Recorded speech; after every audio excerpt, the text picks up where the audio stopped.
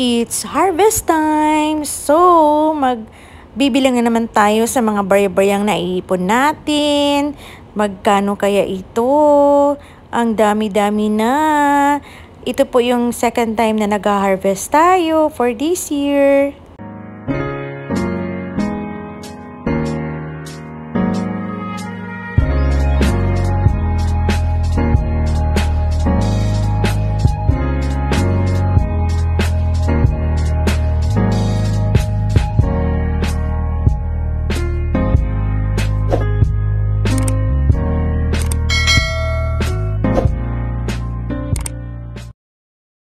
Hello! So, dito po ako nagtatambay dito sa taas. So, nandun kasi yung anak ko. Wala din akong lakad. Kaya, dito ako nagka-count ng aking mga coins. So, ngayon ipapakita ko magkano ba, ano ba yung nabilang natin dito. So, tingnan natin. So, ito po lahat yung mga na-count natin, ano.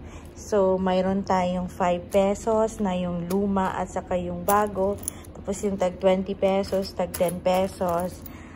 Hindi ako nag-include ng tag 1 peso.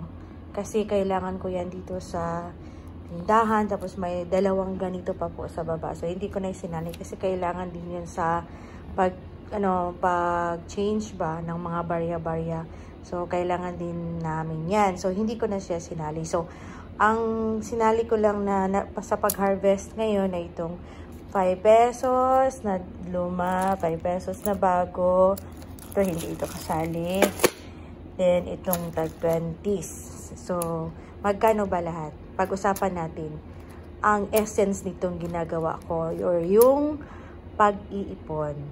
Hello! Magandang hapon po sa inyong lahat and welcome to Nolo TV. And today, gusto kong magpasalamat sa lahat ng aking mga subscribers, sa lahat po ng mga nanonood ng aking mga videos. Maraming salamat po sa inyong lahat.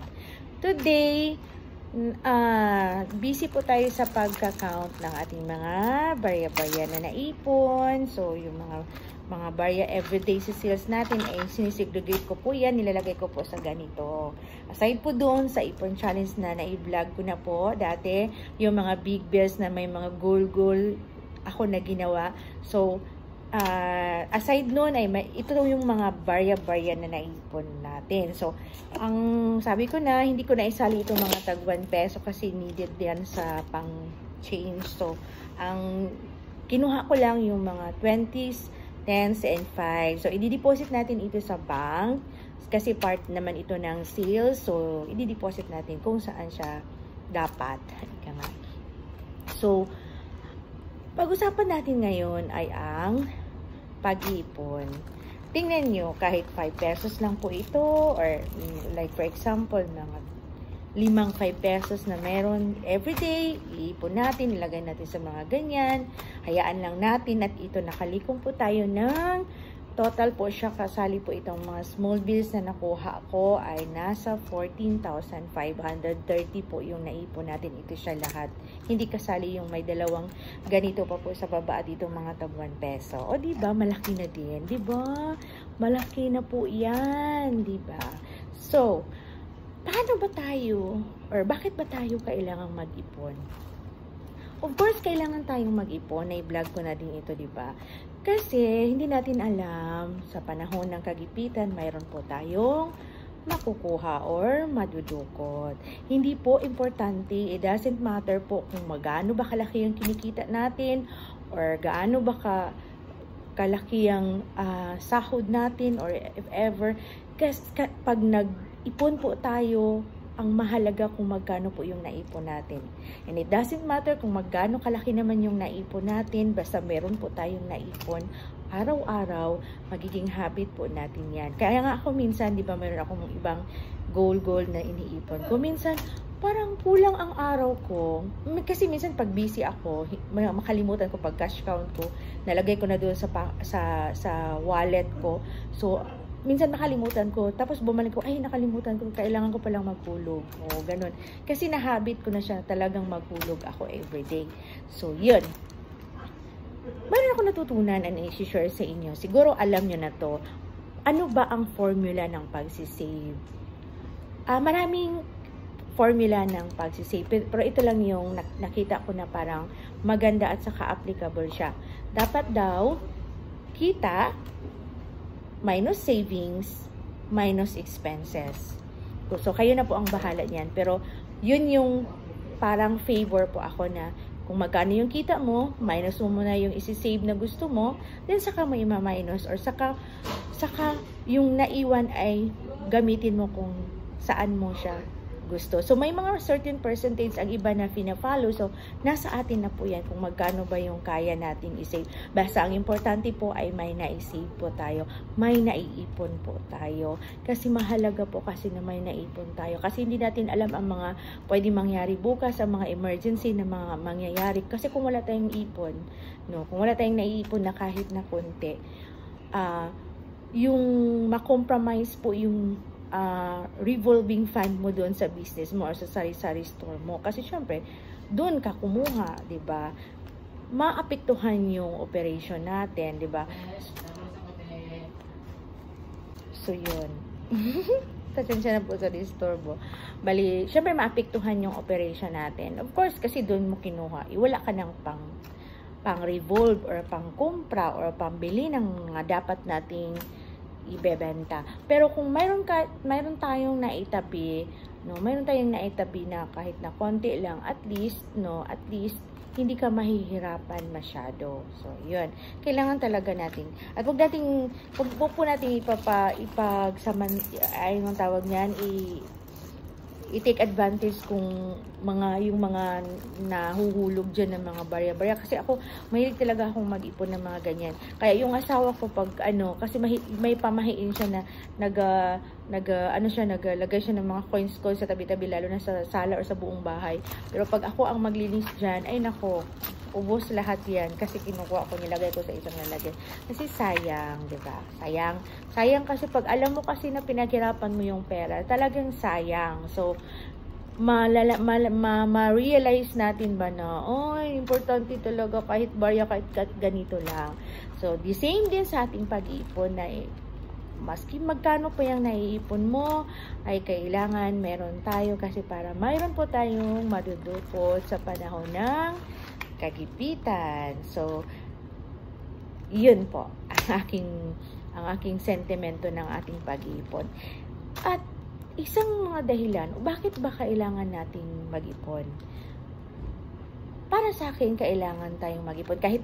Kasi ako pag may mga excess fund ako, like for example, hindi na ako kasi meron pa namang mga stock, so mayroon akong mga excess fund. So, nagtatabi po ako niyan para po mayroon po tayong maipon na part pa din siya ng sales kasi doon po ako kumuha pag kulang talaga yung amount na part doon sa revolving kasi mayroon ako mga segregation na ganyan though part siya ng sales, pero mayroon ako ito pang grocery or pangumpra, parang ganyan, tapos ito ay pang tabi yung mga ganyan. Tapos mayroon pa akong mga ipon goals ko na ganon. So yun, so pag may excess funds na ako, tinatabi ko yan kasi gusto ko na ano na naman yung project ko. So, yung mga excess funds na yan, dapat meron tayo kasi mayroong mga opportunity na darating. Like, for example, kasi mayroon akong goal, mayroon kami mga project dito sa bahay na kailangan na along the way, ma-encounter namin, maganda to. So, ganito, mayroon ka bang excess fund dyan? Ganyan. So, ganyan po kami. And at the same time, sabi ko na hindi natin kalimutan yung magkaroon dapat tayo ng emergency fund. Importante talaga itong emergency fund na meron tayo. Kasi po, yun po yung magsusurvive sa iyo sa panahon na mawalan ka ng income. Like for example, sa negosyo, parang mayroong nangyari, hindi natin alam. So, yung emergency fund mo, yun yung magagamit mo for a certain period hanggat sa makarecover po tayo. Yun po yung lagi kong tinatandaan. So, dapat meron. Yun yung goal ko for this year. Hopefully, i-share ko lang sa inyo kung na-hit ko ba or magkano ba. Kasi, yun yung goal ko at the end of the year. This year po. Tapos, isa din yun sa pinag-ipunan namin ng mag-asawa na kailangan, sabi ko sa husband ko, dapat meron tayong excess fund na naka-float sa bank. Kasi ang goal namin doon ay if in case mayroong mga binibentang mga lupa, kasi target namin ngayon mga real estate. So, may mga emergency na ibenta sa'yo, mas makuha mo yan siya ng mura. Pag may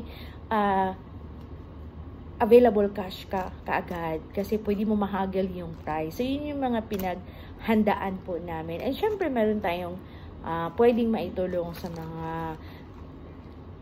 taong nangangailangan, mayroon tayong pwedeng maibigay, kasali na po dun sa plan namin na sinisave namin. Hindi lang po yung para sa sarili namin, kasi minsan may mga relatives natin na emergency, at least po, meron po tayong pwedeng mapahiram kung kailangan, yun. So, naniniwala din ako sa Bible na kung may maibigay ka daw kasi may kumatok sa pintuan mo, kung mayroon kang maibigay now, huwag mo siyang paalisin na wala siyang dala. So, isa din yun sa goal namin na yun, mayroon kaming maibigay kahit pa paano. Kasi paano ka naman makabigay kung wala ka naman, tapos kailangan niya ng ganung halaga, wala ka talagang maibigay, diba? So, ganun na yun. Kasali na siya doon sa mga separate na mga funds na iniipon namin. So, yun. Kailangan talaga tayong mag-ipon. Kahit na magkano po yan, it doesn't matter. Basta po, mayroon po tayong madudukot sa panahon ng kagipitan. Lalo na sa mga may estudyante pa. Kasi ako, nafe-feel ko. Buti nga lang, graduate na yung anak ko. Sawa ng Diyos. Halos inubos na ng Ateneo yung pera namin. But, you know, God is so good na tapos na po yung anak ko. Hopefully, by March, na siya, papaso na siya. Kasi one time lang po yung graduation ng Ateneo. So, by March, makasali na po siya. So, tapos na. Pero mayroon na naman kami ngayong pinapaaral. Mayroon po kaming mga scholars. Ganun po. Kahit na, sabi ko, okay lang kasi graduate naman din yung anak ko. So, meron kami mga pamangkin na pinapaaral. Kahit na ilan-ilan lang naman, di ba? At least makatulong po tayo, di ba?